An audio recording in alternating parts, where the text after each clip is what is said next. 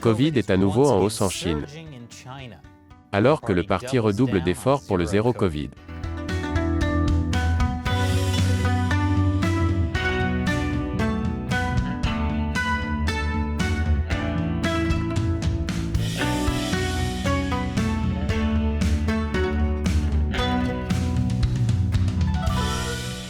Bienvenue sur Chine non censurée, je suis Chris Chappell. Le leader chinois Xi Jinping lie sa légitimité à sa politique de zéro Covid. Zéro Covid signifie des confinements, des tests de masse, et tous ceux qui sont positifs vont dans un centre de quarantaine géré par le gouvernement. Ouf! J'ai soutenu le mauvais poney dans cette course. C'est comme mettre toutes tes économies dans le Titanic. Après, qu'il ait commencé à couler. Je suis sûr que ça va payer d'un jour à l'autre maintenant. Les stations de test Covid sont à presque tous les coins de rue. Et Xi Jinping a mis en garde contre la possibilité de compter sur l'immunité collective. Il a dit, même s'il y a des impacts temporaires sur l'économie, nous ne mettrons pas la vie et la santé des gens en danger. Parce que si quelqu'un se soucie de la vie et de la santé des gens, c'est bien ce type. C'est comme un chat qui dit qu'ils ne sont pas prêts à risquer de faire tomber quelque chose du comptoir. Non seulement ils le font, mais ils aiment ça.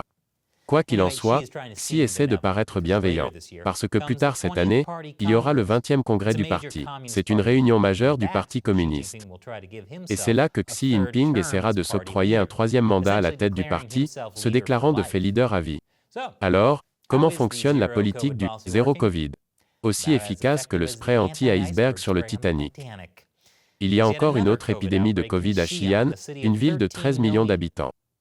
Mais ne vous inquiétez pas, Xi'an ne va pas se confiner. Ils vont juste prendre des mesures de contrôle temporaire pendant 7 jours, où tout sera fermé. Des lieux de divertissement aux restaurants, en passant par les lieux de culte. Les écoles fermeront plus tôt tandis que les campus universitaires seront scellés. Et quelques quartiers sont confinés. C'est tout. Donc pour une raison quelconque, des foules de gens essaient de quitter la ville. Peut-être parce que les souvenirs sont encore frais du dernier confinement, il y a juste quelques mois. Les gens enfermés chez eux ont fait face à des pénuries de nourriture et de fournitures essentielles. Les hôpitaux étaient bondés de patients atteints de Covid, même s'ils ne présentaient aucun symptôme. Dans un scandale majeur, une femme enceinte aurait été refoulée d'un hôpital le jour de l'an, parce qu'elle n'avait pas de test Covid-19 valide. Elle a fait une fausse couche à la sortie de l'hôpital. Mais Xi'an n'est pas la seule ville à connaître une nouvelle vague de Covid. Après une épidémie dans la province d'Anhui, les autorités ont mis 1,7 million de personnes en quarantaine. Et les officiels de Shanghai soumettent tout le monde à une nouvelle série de tests de masse. Et même s'il n'y a pas encore de confinement officiel dans toute la ville de Shanghai, de plus en plus d'immeubles sont verrouillés.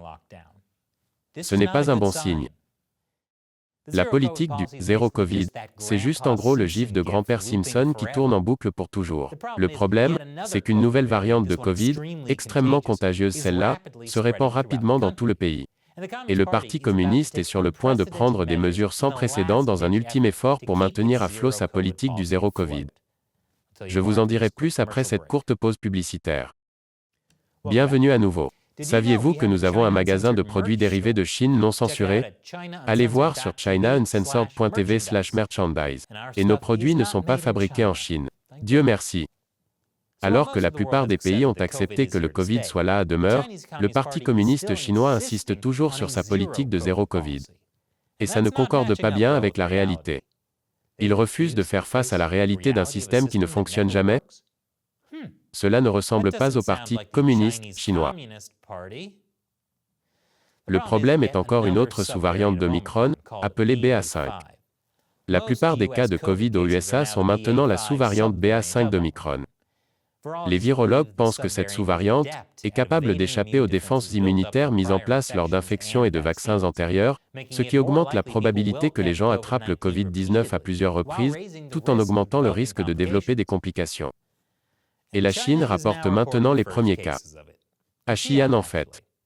Et à l'approche du 20e congrès du parti, la capitale, Pékin, a mis en place mercredi dernier le tout premier mandat de vaccination contre le Covid en Chine. Il faudra se faire vacciner pour entrer dans certains lieux. Et certaines personnes, comme le personnel médical, devront recevoir des rappels pour continuer à travailler. Certains comités de village sont allés beaucoup plus loin, en disant aux personnes âgées qu'elles ne recevraient plus de prestations sociales si elles ne se faisaient pas vacciner. Puis, 2 jours plus tard, les autorités de Pékin ont semblé abandonner soudainement l'obligation de vaccination. Au lieu de cela, ils ont déclaré que les gens pourront toujours entrer dans tous les lieux publics avec un test Covid négatif dans les 72 heures. Et que si la ville continue à promouvoir la vaccination, c'est sur une base de volontariat. Bien que l'opinion publique se soit opposée à l'obligation de se faire vacciner, je ne dirais pas que Pékin fait marche arrière en raison de l'opinion publique. Ils n'ont jamais fait cela avec le reste de leur politique de « zéro Covid ». Voici ce qui s'est probablement passé, à mon avis. Le mandat de vaccination local de Pékin allait à l'encontre de la politique générale du gouvernement central de l'année dernière, selon laquelle il ne devrait pas y avoir de mandat de vaccination. Et cela n'a pas plu au gouvernement central. Alors Pékin a fait marche arrière. Mais ne vous inquiétez pas, avec ou sans mandat de vaccination, le Parti communiste chinois va s'en tenir à sa politique « zéro Covid », de tests de masse, de surveillance et de confinement. Surtout à l'approche du congrès du parti. Parce que comme je l'ai dit, sous le PCC, ce n'est pas votre corps. C'est le corps du peuple. Et cette émission ne serait pas possible sans le soutien de téléspectateurs comme vous. Alors pour remercier tous ceux qui contribuent sur la plateforme de financement participatif Patreon, ou notre communauté de médias sociaux exclusive sur Locals, je répondrai à une question posée par l'un d'entre eux. La question d'aujourd'hui vient de Logan sur Patreon. A-t-on retrouvé ce F-35 au fond de la mer de Chine méridionale ? En février dernier, un avion de combat F-35, l'un des plus avancés de l'arsenal américain, s'est écrasé en mer de Chine méridionale. C'était une photo non confirmée de cet avion. Et cette vidéo a été confirmée par le Pentagone. Miraculeusement, personne n'est mort. Mais c'était un problème majeur, car le Parti communiste chinois aurait aimé mettre la main sur l'un d'entre eux. Après tout, ils ont déjà volé les plans. En fait, un grand nombre d'équipements militaires chinois semblent avoir été, disons, inspirés par des modèles américains, comme l'avion de combat chinois J-31, qui ressemble étrangement au F-22 américain, et l'avion de transport chinois Y-20, qui ressemble au Boeing C-17, et l'hélicoptère chinois Z-20, qui ressemble étonnamment à un Black Hawk, et l'homme policier cyborg de la Chine, qui, j'en suis presque sûr, n'est autre que Robocop avec un autocollant du drapeau chinois. Il y a donc eu une grande ruée pour récupérer le F-35 avant que la Chine ne s'en empare. Et je suis heureux de le dire. En mars, le F-35 a été récupéré par les États-Unis. Je suppose que le PCC devra se contenter de ces plans volés. Merci pour votre question et votre soutien de longue date, Logan. Et merci d'avoir regardé. Encore une fois, je suis Chris Chappell. À la prochaine fois.